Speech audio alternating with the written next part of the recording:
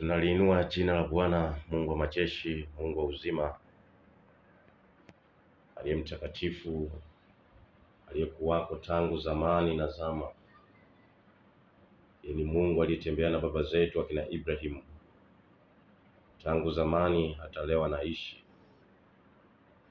Kitabu cha Mwanzo 24 kinasema habari za baba yetu Ibrahimu. Alikuwa ni mzee sana.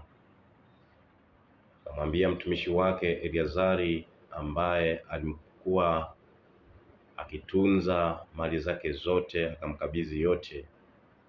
Akasema, naomba mwanangu Isaac asioe katika binti za Wakanaani, ila uende katika nchi ya baba zangu kamtwalie mke.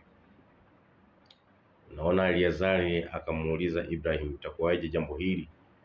Akasema, Mungu alinitunza, alinitoa katika nchi ya baba zangu, malaika zake wakutangulie.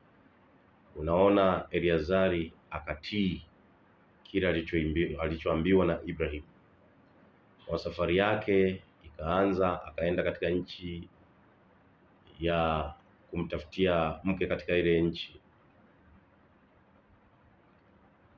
Naona mtumishi Eliazari akafika katika kisima, akafunga punda wake, akasema itakuwaje jambo hili? Lakini hekima ya Mungu ikamuongoza. Akasema, ngoja nikae katika kisima hichi, yule binti ambaye tutakayemwambia anyweshe ngamia na nipe maji ninywe, huyo ndio atakuwa binti, atakuwa mke wa bwana wangu Isaac. Naona baadaye akaona Rebeka anakuja kisimani kuteka maji. Eliazari akamwambia Rebeka, naomba ninywe maji.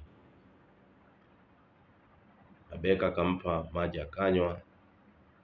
Akamwambia, nitakunyweshea na ngamia zako.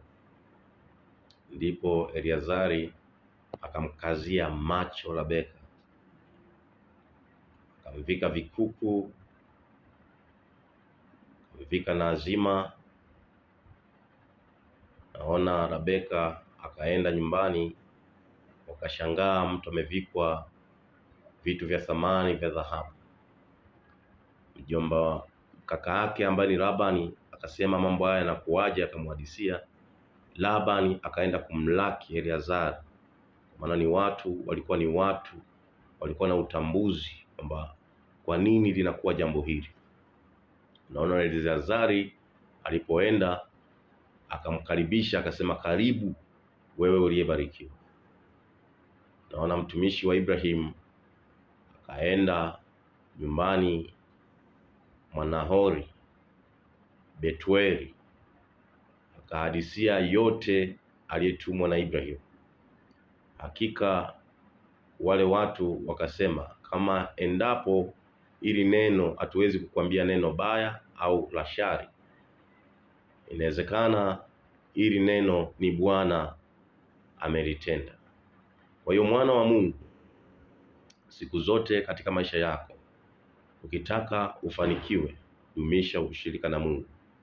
Kaa katika mapenzi ya Mungu, kaa katika uaminifu wa Mungu, utamuona Mungu. Maana baba zetu walimuona Mungu kwa sababu wao walimtegemea Mungu katika maisha yao, wakakaa katika ile kweli, katika haki ya Mungu, wakamtukuza Mungu, kwa maana Mungu alijifunua katika maisha yao. Hakika wema wa Mungu umetufunika kwa upendo, kwa baraka, kwa nguvu na kwa matendo makuu. Maana baba zetu tunayaishi yale waliotukabidhi, tunayaishi na zaidi ya kuyaishi, Mungu atatubariki. Barikiwa sana mwana wa Mungu. Kaa katika neema ya Kristo, kaa katika upendo wa Mungu, kamwone Mungu akikupigania katika maisha yako. Amen.